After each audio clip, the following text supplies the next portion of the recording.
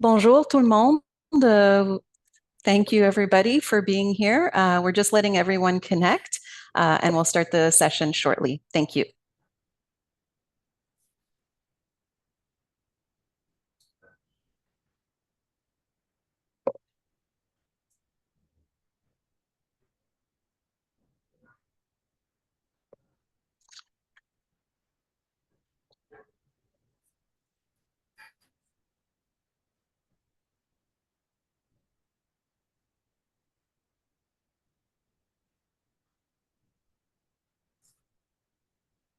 So as people are connecting, I'll start off slowly. I would just like to welcome everyone. Bienvenue à toutes et à tous. Thank you for joining us from across Canada and around the world. My name is Tina, and I will be facilitating the next hour. A little bit of housekeeping. Um, we do have French interpretation as well as English. So the interpreter, thank you, Fatima, for being with us today, has asked that you select the language of your preference. And she is going to toggle between English and French. But what you have to do as a listener is select the language of your preference and just stay there. I also invite you to recognize the Q&A box. There's a box where you can submit questions. You don't have to wait till the end to do that. As you think of something, please enter it in the Q&A box. You'll notice we also have a chat icon, and I know a lot of our alumni community like to connect with one another through the chat. Thank you if you're saying hello. I'm not able to look at that, but I will address it after the webinar. So thank you if you're saying hello from around the world. Any questions that you would like our panelists to respond to at the end, do put those in the Q&A box so that we're able to keep things organized. And now I would like to acknowledge the traditional territory from where I am.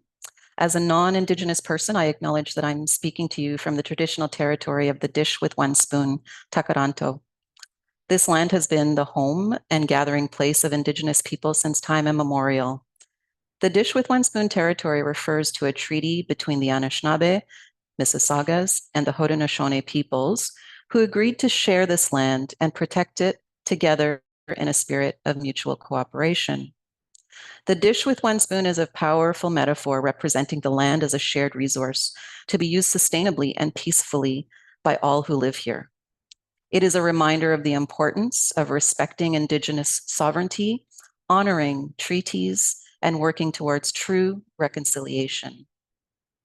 For those of us in Canada, I do encourage us to take the time to learn about the traditional territories where we live, work, and play. And with that, normally you would see a thank you slide at the very end. You'll see one at the end as well, but I just wanted to take a moment to acknowledge and express our gratitude to our entire CUSO community, our alumni, our volunteers, our board of directors, and our generous donors. Everyone's dedication has been instrumental in creating positive change around the world for the last 63 years. And this is possible simply because of you. So thank you for your ongoing support. Today, we invite you to see a world full of possibilities where international cooperation through volunteering creates ripples of positive change. Imagine a tapestry of diverse cultures and experiences woven together by the threads of shared knowledge and mutual respect.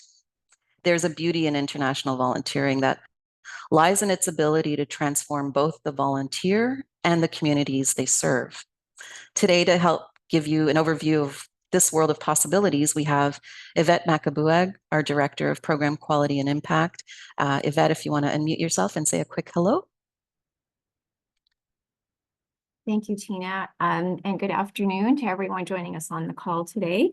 My name is Yvette Makabuag. I'm the Director of Program Quality Impact based in Ottawa on the traditional unceded territory of the Algonquin and Anishinaabe. I'm grateful to have you joining us today.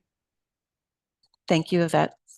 We also have with us Sally Douglas, our Director of Engagement.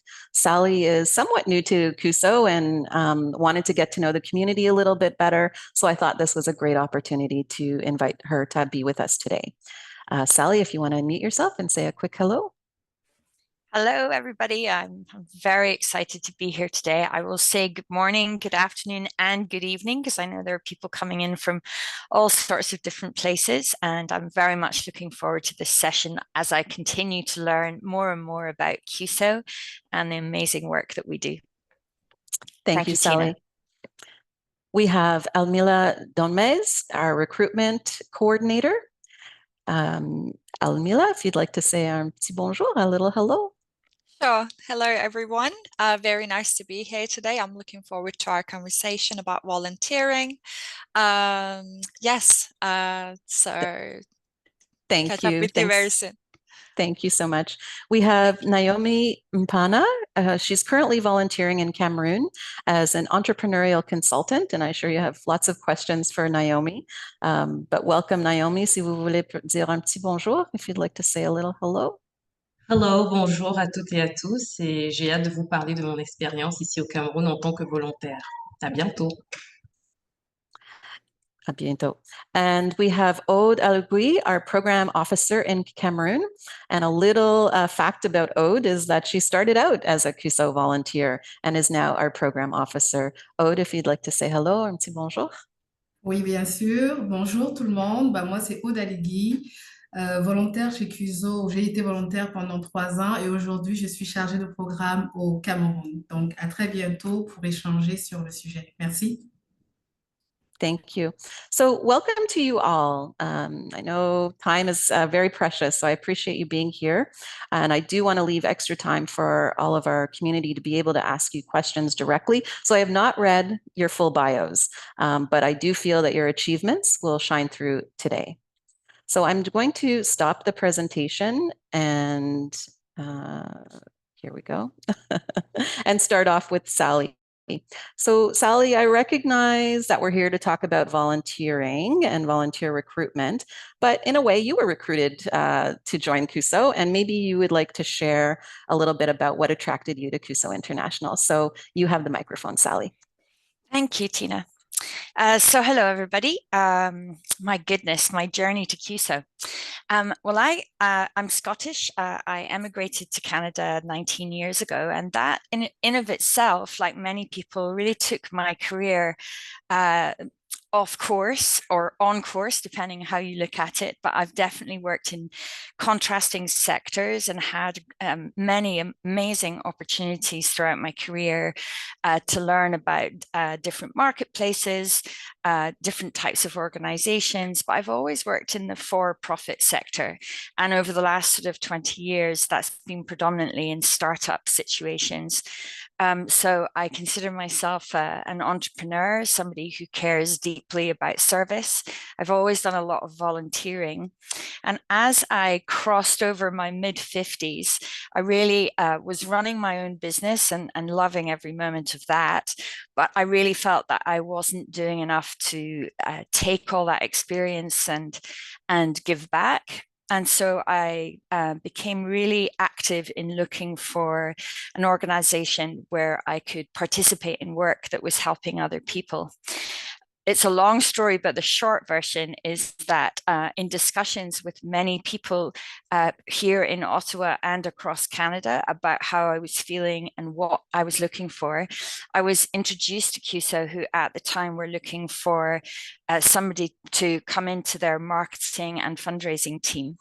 And unbelievably, after many rounds of interviews, and as I became increasingly determined and hopeful that they would indeed pick me, I was made an offer, and I'm now part of the team and deeply, deeply proud to be so. That the thing I wanted to share with you is that during those many interviews, from their perspective, they were incredibly thorough, but also gave me very candid insights into where the organization is in 2024 and what we are challenged with as we move forward, so that I had a really deep understanding of what I would be working on and what my priorities would be even before I started. And that, for me, going through the recruiting process was very valuable. I'll also say that CUSO gave me the opportunity to meet many of the people who are now my colleagues and my team members, and that was also a really important part of the decision process for me, something that I value deeply, and I'm very lucky to be working with you all. I will say that I'm now 4 months in, and while my investigation is still in its early stages, I'm learning every day. And there are a couple of things I wanted to share with you that I see very clearly. And one is the evolution that CUSO continues to go through and has come through in its 63 years. Now, I'm not going to steal Yvette's thunder, but I will tell you that as somebody who is responsible for our communications, the story of our evolution is very important to help our alumni, our volunteers, and our fundraisers, our donors, understand who CUSO has become and who we work hard to be every day. That's a very, very central to the work that we are committed to. And then the other piece for us is really to help our alumni and Canadians across the country understand the very critical piece that our fundraisers do play. Sometimes in this sector, there is the misconception that our funding comes primarily or entirely from government sources, but that's not the case. And our small but mighty fundraising team work very hard with individual Canadians as well as groups to find additional funding to make our work possible. The work that they do is incredible, and the generosity of Canadians is nothing short of amazing. So those are kind of the two central pillars of my team.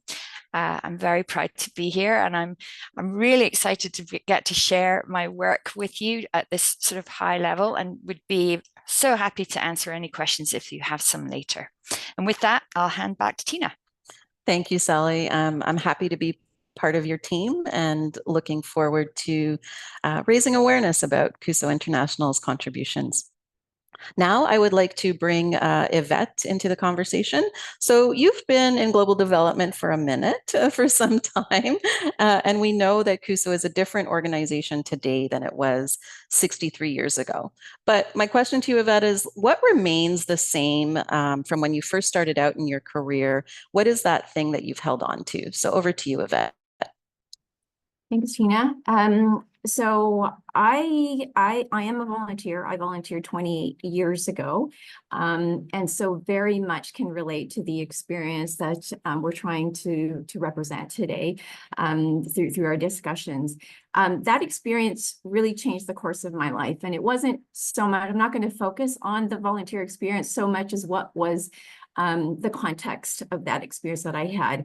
And it was in a context where there was a partnership that really set the platform for the experience that I had. I went overseas as a volunteer and was hooked. I came back and I wanted to continue to work in the sector. And that's what's brought me here today. I've worked in volunteer cooperation a long time, and along the way, I've learned a lot, and I continue to learn a lot, as Sally has said. But what I'm going to perhaps draw your focus on today is this partnership, which is core to the work that CUSO does and the way that we approach the projects that we're delivering. It's a really important aspect of the work that we do. We work in partnerships. Partnerships drive the work that we do and the activities that we undertake. It's core to our approach, and I believe it's really what allows for those contributions of our volunteers to be meaningful and impactful. As a program officer earlier, quite early in my career, I had this responsibility to establish a volunteer program in a community. Part of my role was to go into the community, establish relationships, to get activities in place. This was an exchange program, and it involved youth, and it involved an Indigenous community. And going into that community, I came in with this checklist of activities that I needed to go through to set up a program. And I can tell you, it didn't take long for me to throw that checklist out the window, because I quickly realized on my first visit to the community that coming in with this business-like approach was not the way to go. It wasn't the way that we were going to be able to achieve the objectives of our project, but really build those relationships and have the insights that were necessary for us to deliver the work that we were wanting to do. So one of my first stops in this community was to meet with a community leader. We met in the parking lot of his office. It was a small office, very humble office. He just pulled out 2 chairs and we sat in this parking lot under the shade of a tree. And he asked me, so tell me about yourself. So that typical first question, you're getting to know somebody, and I approached it with what might be considered a very typical answer. I gave my name, I gave my title, I gave some information about the organization that I work for, and a little bit of information about the project that we are wanting to deliver.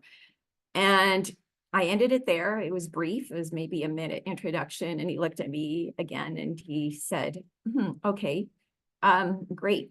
Can you tell me who you are? And I think it was the same answer that he had asked me previously. So I started to give the same answer that I had just provided to him, and thinking perhaps I went too quickly or I didn't provide enough detail. But essentially, I gave the same response to the question that I initially tried to answer. He politely acknowledged my second attempt, and then he asked me, do you want to know who I am? And I think at that point, I was embarrassed, but I was also quite curious about, well, how do you go about answering that question about who you are? And he was generous and kind, and he started off with his introduction.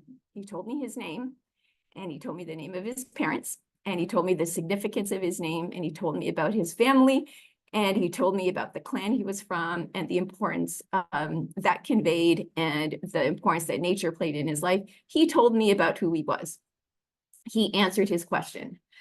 And then he gave me a chance to answer the question. And a person who really values family and who kind of considers family beyond my immediate family, that was an easy answer. That was an easy question to answer now that I knew how to answer it. And that set us off on this relationship. And I think had we not had that opportunity to get to know each other and for him to kind of set the right tone for what would set me up to succeed in the work that I needed to do with this community, we wouldn't have had the experience that we had with that program, with that exchange, with those young people, and with that community, because it really allowed me to follow his lead. He introduced me to the people that I needed to have relationships with in the community. He opened those doors for me to participate in those activities that were important for the community and for me to experience those, not to deliver the project in a way that might have been typical, but to really be in a partnership with him as a leader of this community and with the other members of the community. And that is very much reflective of CUSO's approach. That is very much reflective of how core partnerships are in the work that we do. And I think if you, expect that Naomi and Aude will be able to share a little bit more insight into what this looks like on the ground. But for any volunteer that we have coming into CUSO and coming into a placement, we really emphasize that importance of humility and flexibility and openness, and really being able to listen and to share your own experiences to create something greater. And I think that's the benefit of a volunteer placement with, when you come into CUSOs, we really set up this idea of working in collaboration, in partnership with our partners, and building those relationships that are going to lead to results that are meaningful and that lead to impact. So I'm grateful for that experience that I had 30 years ago, and I'm grateful that I continue to work in this context that I do with CUSO now, and to be a part of those experiences that volunteers are going to be having with us in the placements that they undertake. Thank you, Yvette. That's a wonderful, inspiring story. And I've been with CUSO, it'll be 10 years in September. So I'm totally vibing off of your energy as to like how we stay and why we stay. And it really does articulate around relationships. I'm going to start the presentation again.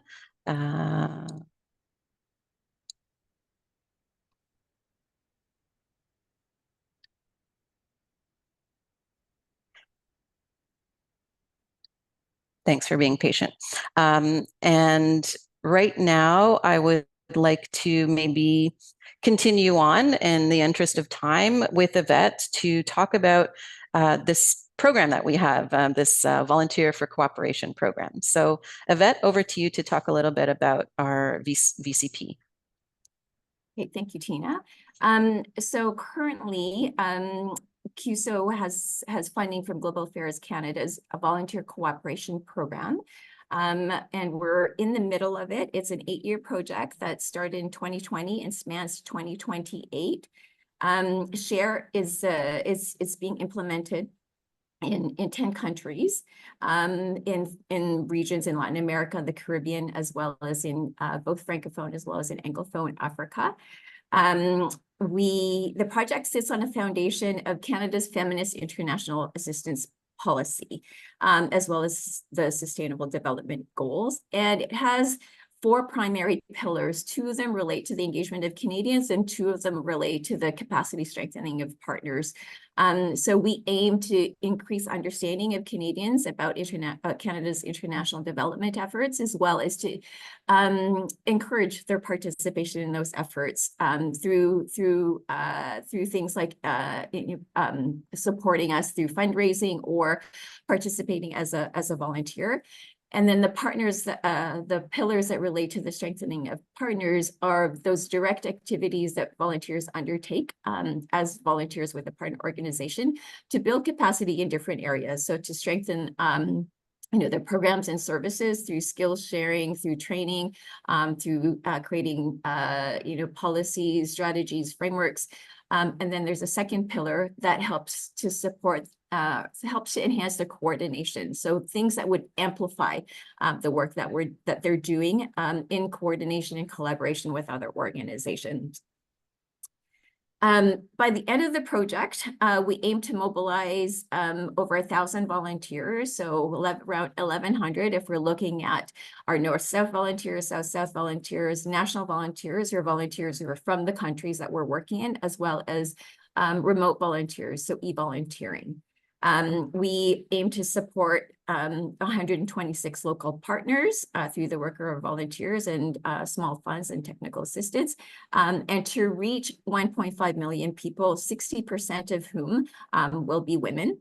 The focus under the FIAP, and I'm just going to share these labels with you, is gender equality and the empowerment of women and girls, human dignity, growth that works for everyone, environment and climate action, inclusive governance.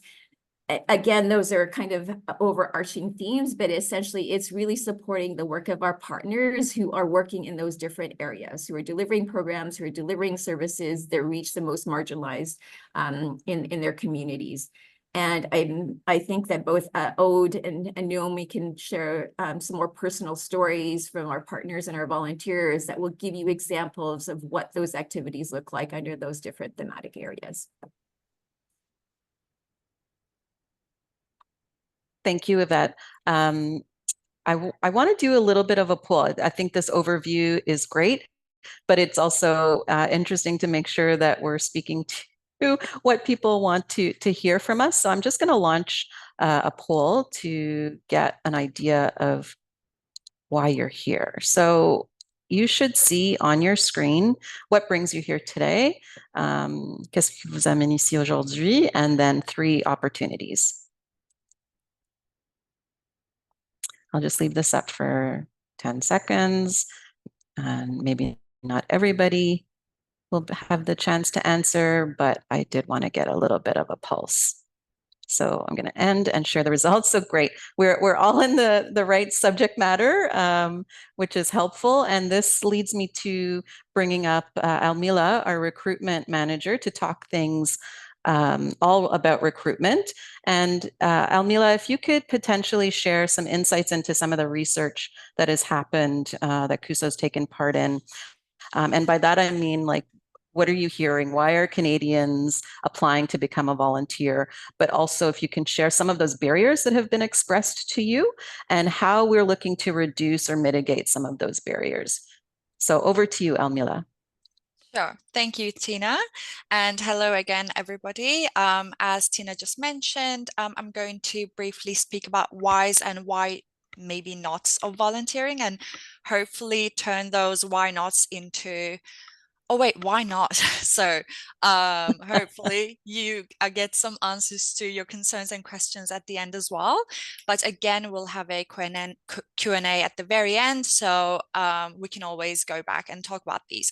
So if you are here today, I can already tell volunteering is at a part of your mind. It's an idea for you, but you might need a bit of a motivation, a little bit of a push. So I hope this helps to that. So I myself volunteered, and with CUSO and with different organizations, I met so many other volunteers, and I collected 5 highlights of why we volunteered. So starting with passion for making a difference. So that's the first reason why.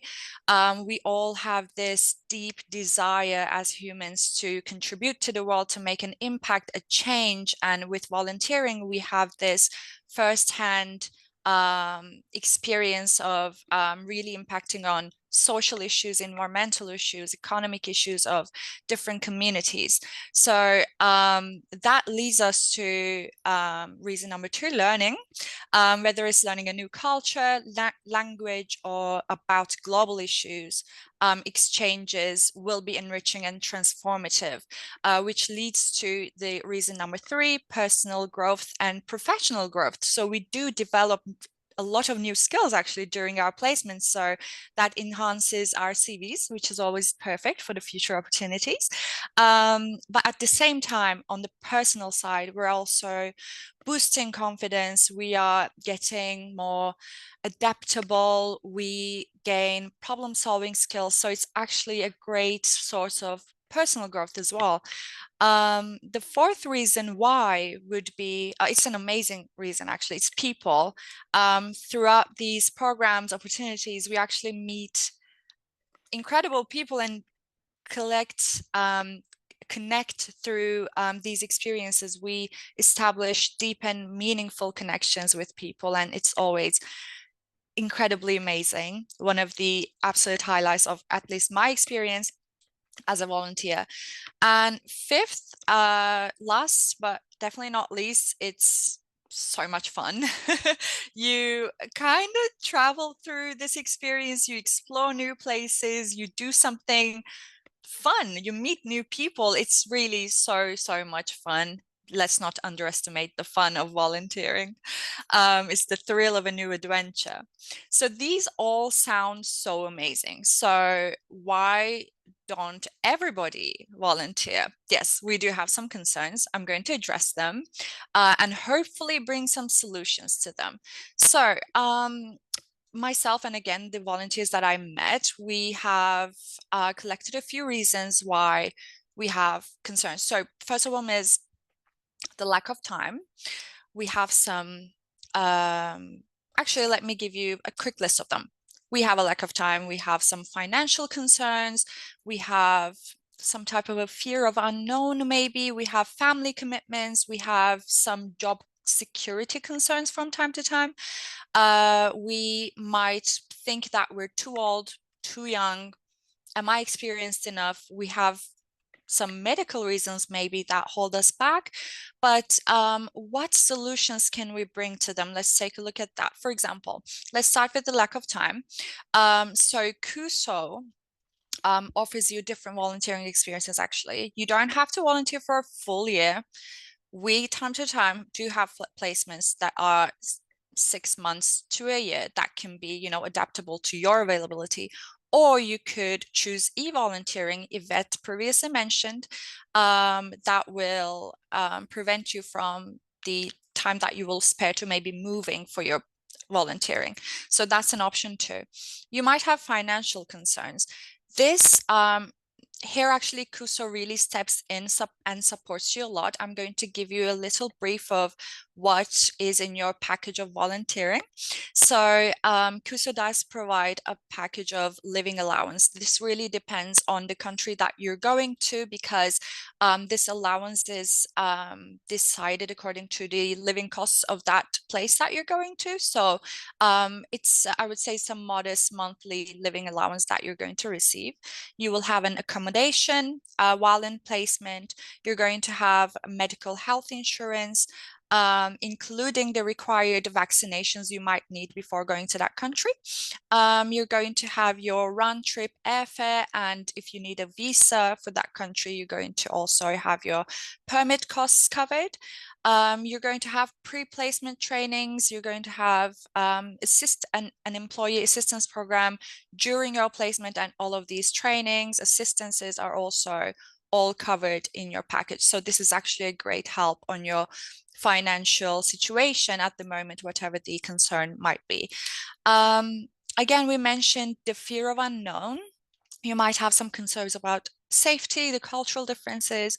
Here comes in SQUID. So we have this pre-departure training. It's a very detailed 3-day program, 3-day pre-program, 3-day being programs, almost a week's training program that really has this detailed information about your destination, about the ongoing support from both our Canada offices and the offices that we have at the locations of your placement. So you're going to have an ongoing support regarding this. You might have some family commitments. That may not be a problem, actually, because some of the placements do allow you to bring your family over. You can have a family participation. Not every single opportunity, but some opportunities do allow that.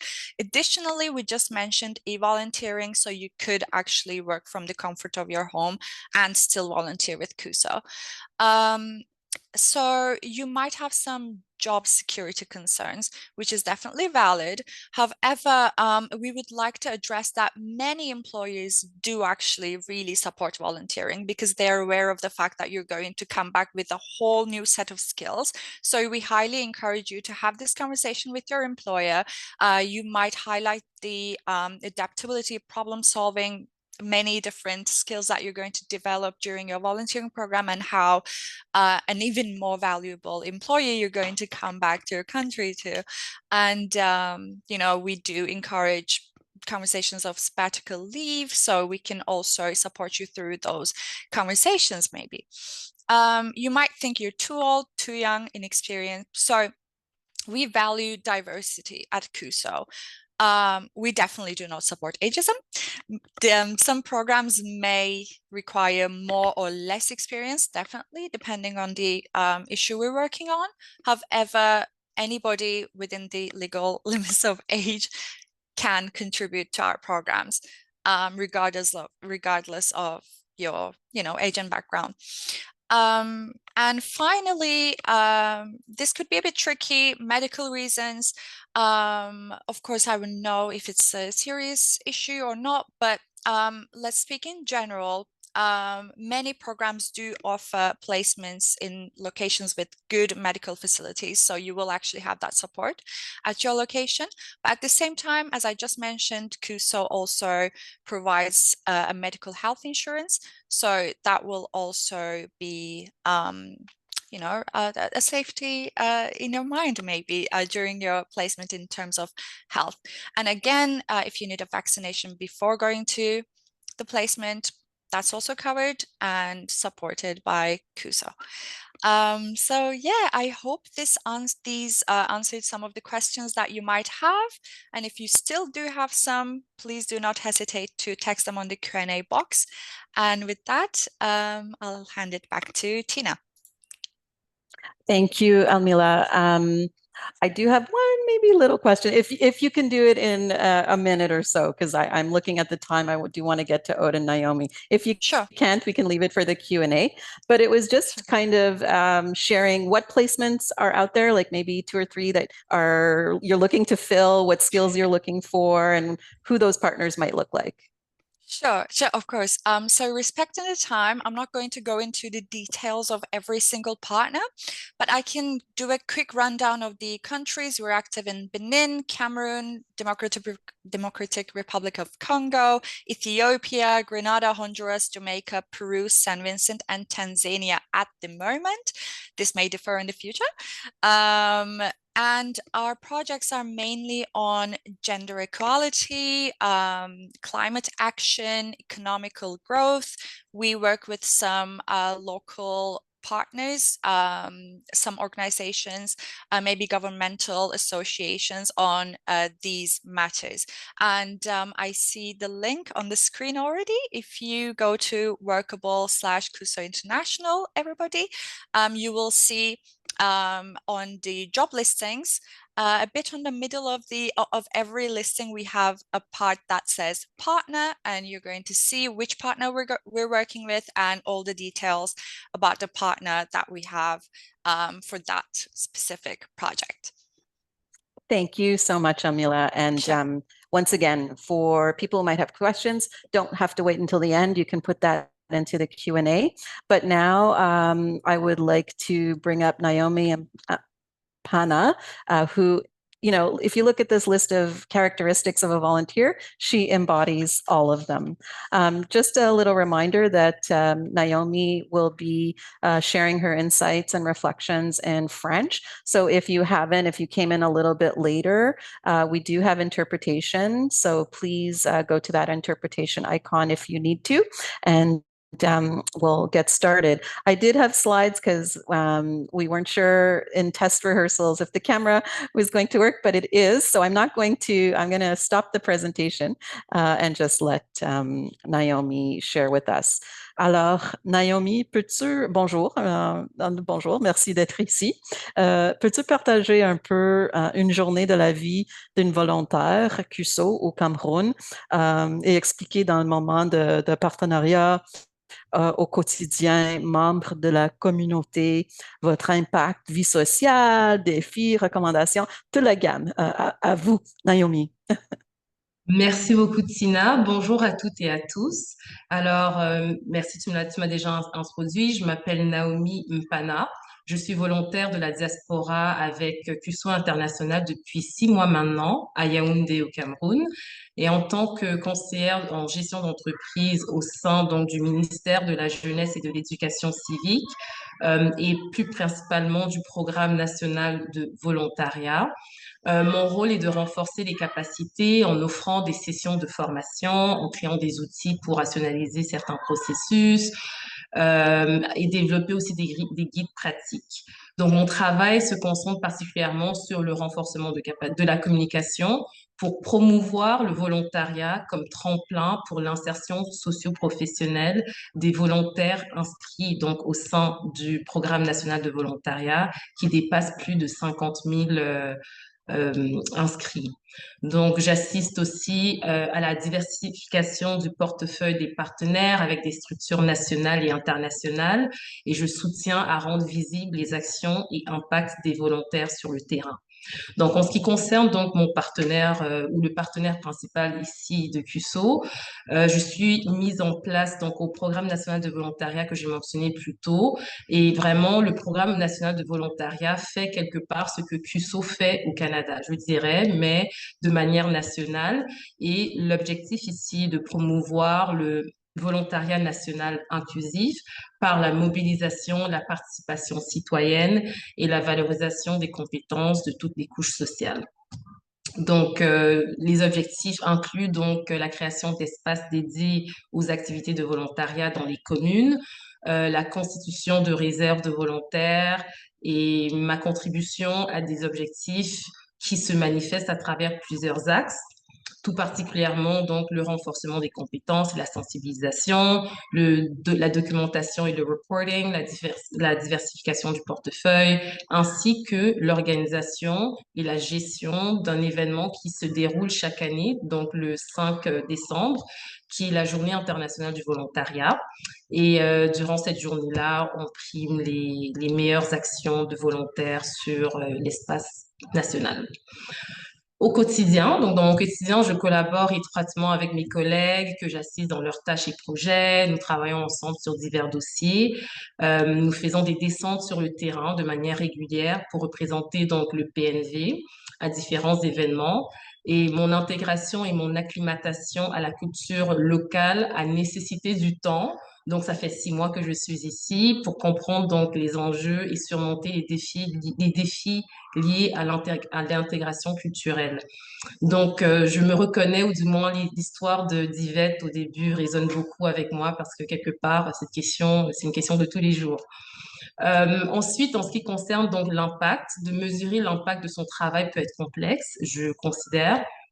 Donc, même lorsqu'on reçoit de bons retours, ou des mauvais aussi d'ailleurs, il est important de les accepter avec humilité et de créer des outils pour offrir des formations et impulser des changements de paradigme sont au cœur de mes responsabilités et ça requiert beaucoup de patience et de résilience.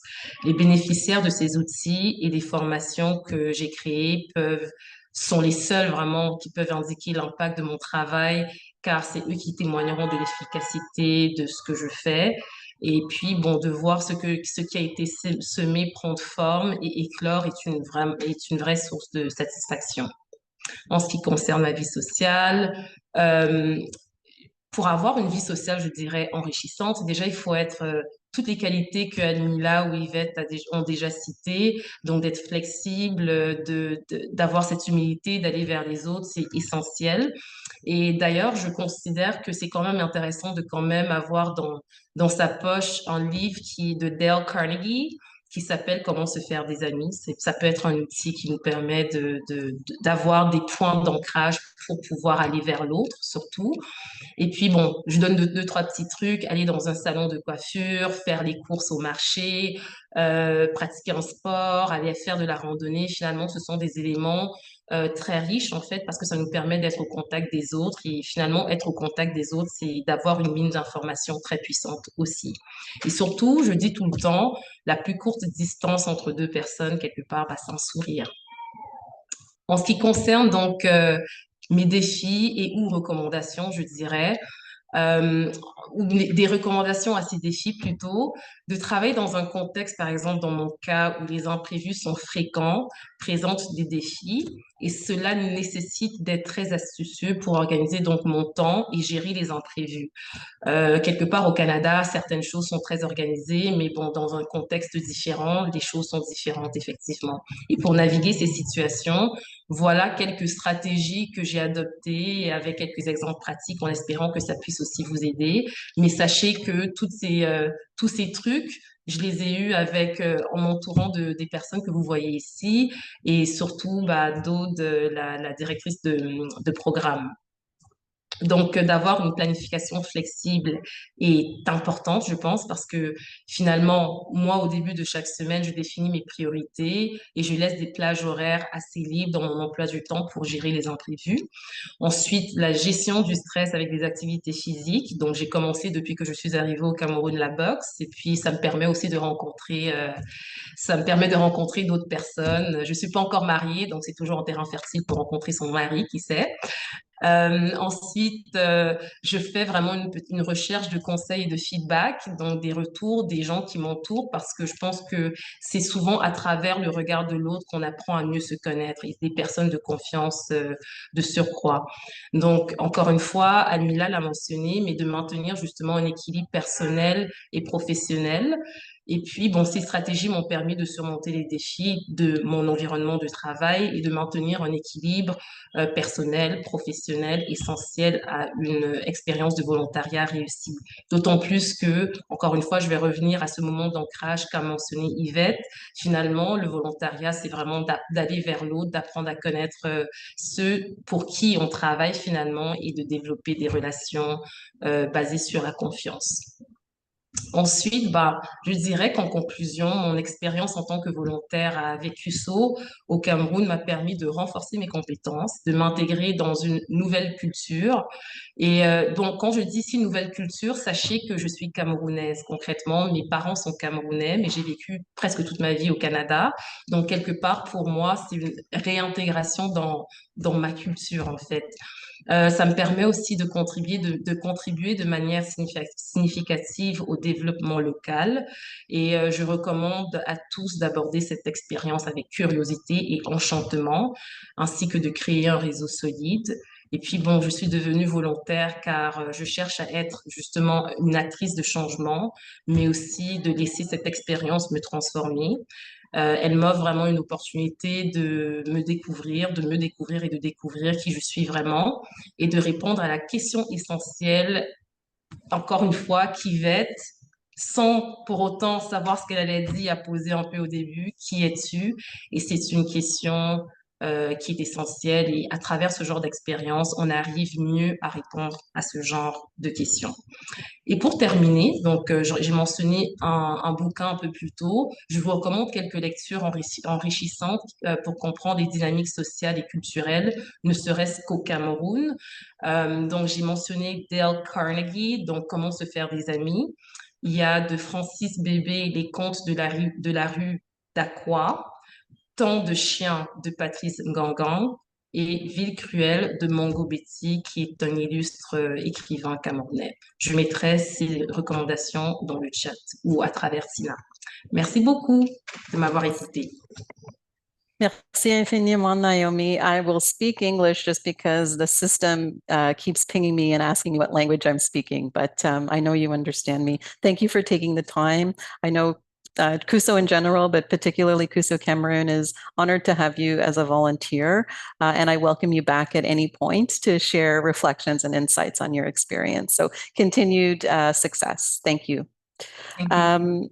And now I would like to move forward as I'm looking at the time and I do want to get questions answered. We're going to bring Aude in. So the Q&A, there's already 6 questions, but that's what we're moving to. And my first question is for Aude to potentially offer some insights into one of the programs in Cameroon that you've been a part of. So you talked about starting off as a volunteer and now you're ending up as our program officer.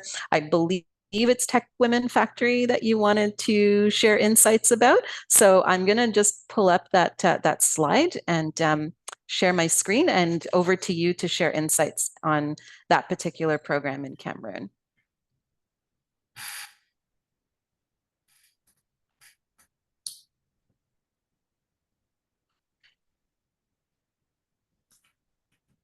Merci Tina pour la parole donnée.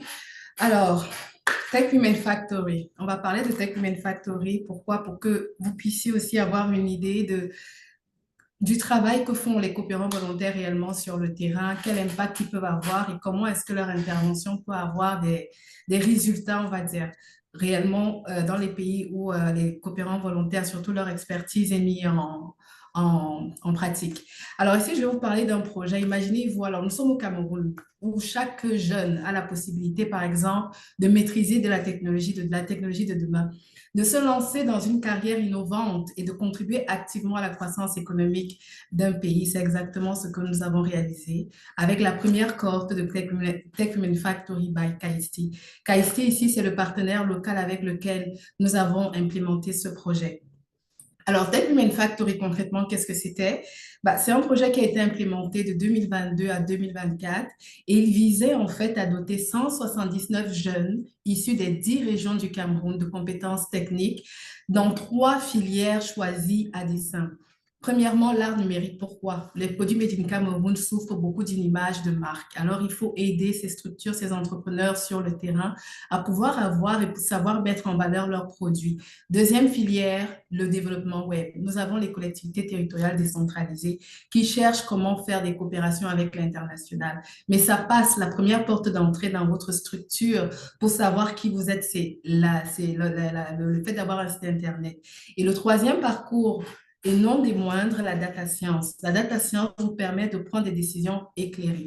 Alors, c'est ce que nous avons fait avec les jeunes de Tech Women Factory. Et ces domaines, en fait, sont comment je vais dire ça, cruciaux, en fait, pour des secteurs économiques en pleine croissance. Et ce qu'il faut savoir, c'est que parmi les 146 bénéficiaires qui ont achevé, parce que sur les 179 jeunes qu'on a sélectionnés pour faire cette formation, nous avons 146 bénéficiaires qui sont allés jusqu'au bout de cette formation. Nous avons quand même atteint un taux d'insertion professionnelle de 68%. Alors, grâce à ce projet, certains de ces jeunes ont été recrutés parce que justement, comme vous le voyez peut-être à l'écran, les jeunes provenaient d'horizons divers. C'était des jeunes qui avaient des doctorats, qui avaient des diplômes assez élevés, mais il leur manquait quelque chose pour faire la différence sur le marché du travail. Et grâce à Tech Women Factory, on leur a donné ce quelque chose qui leur manquait. Et grâce à leur parcours à travers Tech Women Factory, ils ont été recrutés pour certains dans des structures de renommée. Et aujourd'hui, ils jouent un rôle clé dans des initiatives majeures comme par exemple l'implémentation de la couverture santé à l'échelle nationale. Mais tout ceci, je tiens à le mentionner, n'aurait pas du tout été possible sans l'engagement dévoué de nos coopérants volontaires. 6 experts coopérants volontaires ont été impliqués dans ce projet de profils variés, la coordination de projets, des conseillers pédagogiques ou encore le suivi et évaluation, la communication, etc. Et ça a vraiment été essentiel justement pour mettre en œuvre ce projet et lui permettre en fait d'atteindre le niveau qu'on a pu atteindre. Leur travail acharné et leur expertise ont permis à ces jeunes de transformer leur avenir.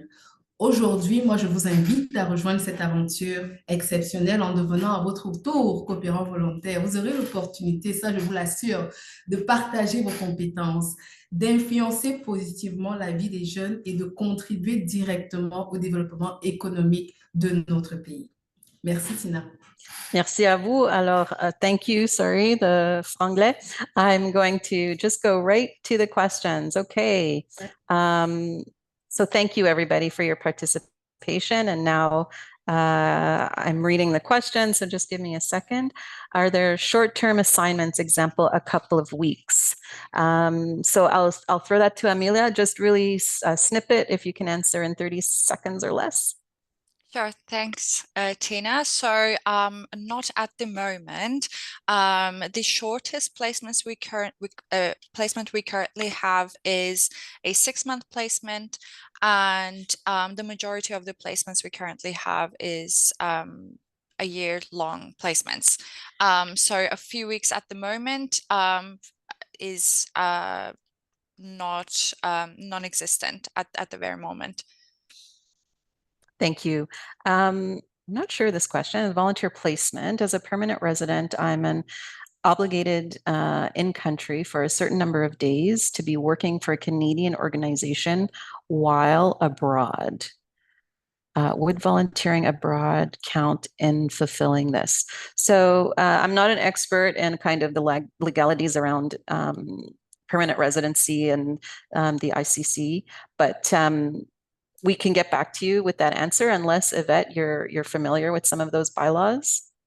Yeah, I can just based on past experience, we've had people in similar situations, and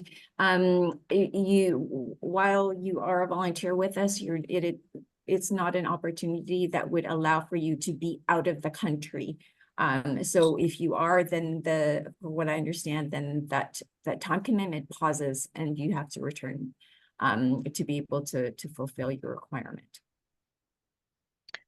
Thank you for that. So thank you for the question. Tim, is there a lottery? It's not a lottery. Is there any way that I can volunteer overseas with CUSO program, even if I did not win the competition for the placement? I'm a retired business advisor, and he goes on to explain how he can support CUSO. Maybe either Aude or Almila or Yvette, like, it is competition. I definitely agree, but I'm always encouraging people to try again. So maybe I'll hand it over to my colleagues to respond maybe more thoroughly. Well, I can start, and I would certainly invite Aude or others to chime in as well. as I mentioned, the placement opportunities that we do develop are defined by our partners' needs. So as you say, Tina, those needs are always changing. So we do encourage people to try again. And so the opportunity that you may have applied for may not be a suitable one at this time, but who knows, there might be another one that does come up. And there are various criteria. We are looking for skills and experience that are a match, but there's also, as somebody mentioned, there's a language, there's context. So we look at all of that in determining a match to a placement. And so I wouldn't, stop considering opportunities with us. Do keep checking for different opportunities and put your name forward for anything that you see as a match to what you're looking for and the skills that you would bring. Thank you. And maybe I will give these two questions to Aude. There's a question here representing the duration of a volunteer placement, if that's flexible, or maybe Almila can answer that. But at the same time, I'm just trying to get through all the questions, looking at the time, if we can also answer the question around language and having an elementary, I guess, entry level of French, and what that means to have an opportunity to improve their language skills while in country. So Almila and Aude. Sure, I can start with the a language question. So the placements placed in the French-speaking countries and Spanish-speaking countries do require a fluent level of the language, because you're going to be working with the locals and communication is foremost important on that matter. However, if you are a beginner in either of these languages and you are a fluent English speaker, we do also offer some English speaking projects that might apply to your language skills. Thank you, Almila. Length of time, maybe that's you as well. I don't know if Aude wants to get into Yeah, sure. the placements in Cameroon and their length, but if you can quickly answer that. Sure. Again, I can speak for the current programs that we have currently. So we do encourage the projects to be a minimum of 6 months for a real impact that you can make in that place, because a few weeks is really not what we aim for this. It's not enough for you to have the experience we envision you to have, and for those in the program to actually work with you. So we do encourage a minimum of 6 months. Thus our programs are at the moment a minimum of 6 months programs, to be exact, 6 months and a year currently. Thank you, Almila. So this anonymous question around having tried a few times and has not been successful, my heart, I try again is what I could say. Francis, there is opportunity and it's always changing and we're always recruiting. So you never know. Yeah, that's the best answer I can give you at this time, to stay encouraged. I don't know your particular case individually, but do stay encouraged. Dolores, thank you for being a CUSO alumni. I will get back to you personally on, we've named through the countries. I'm just looking at the time. So as an alumni, I have your contact information and I can reach out to you. We would love to have you to volunteer again with CUSO, potentially with your son this time. There is, just say it here, there is no minimum age as it relates to, as long as they're legal age. So they have to be 18 or over, and there's no, top age. It's as long as you can feel that you're contributing in a meaningful way. So, but I will reach out to you personally. Thank you for your question. So Almila, maybe you can answer quickly. Charlotte, is there any e-volunteering at the moment, the remote volunteer opportunities? Okay. Yes, there are a few actually. So I suggest you check the Workable CUSO International page and filter e-volunteer, and you will see all of the e-volunteer opportunities over there. Thank you for answering some questions of that. I see you typing. Starting CUSO as partner company is not currently listed in the volunteering effort. Is there any case creating new opportunities, special cases? So we'll get back to this anonymous person on asking around partnerships. I'm glad we didn't get into a certain element that I wanted to, just in the interest of time, as it related to how CUSO partners, what it means around partnership, the localization, local partners, but we can get back to you after this particular session. Again, creating partnerships. Yes, we'll resend the link. Absolutely. This will be uploaded to our YouTube channel.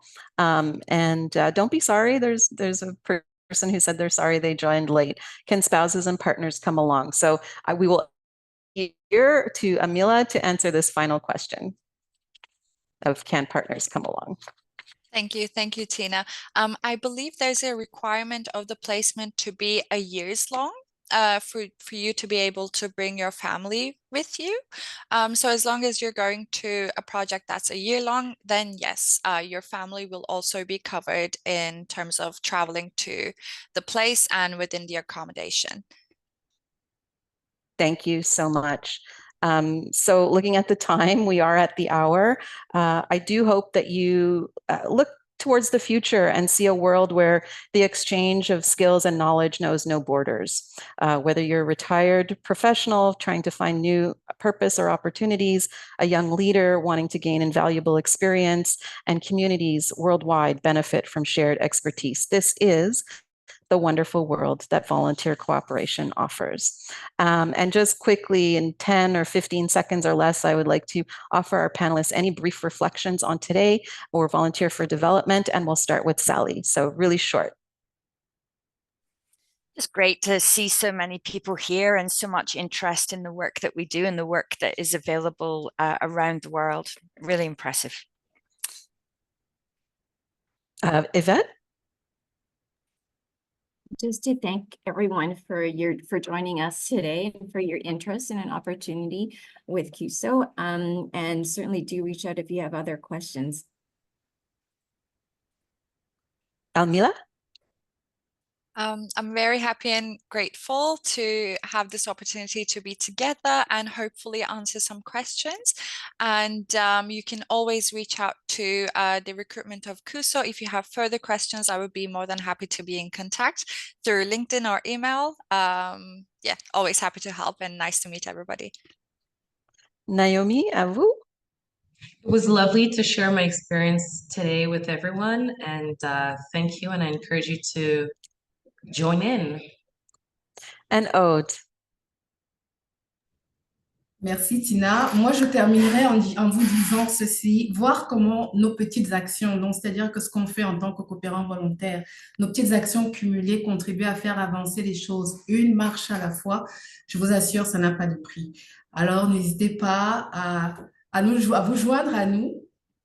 N'hésitez pas. Merci. Merci. Thank you. So I would like to thank you all for joining us today. There was a huge number and I'm pleasantly surprised, not shocked, but just pleasantly surprised. I would like to gratefully acknowledge the financial support of the Government of Canada through Global Affairs Canada, as well as CUSO's donors and supporters. This work is possible because of you. I invite you to stay connected. As Amila said, there are many ways to remain engaged with CUSO. We have a newsletter. We have all these different social media channels. There's the placement website. CUSOinternational.org is your home for everything related to CUSO. And you can even find the link to the portal for volunteer placements on through the CUSOinternational.org URL. So once again, thank you for joining us. And thank you for considering your volunteer journey with CUSO International. Stay well in solidarity. Bye for now.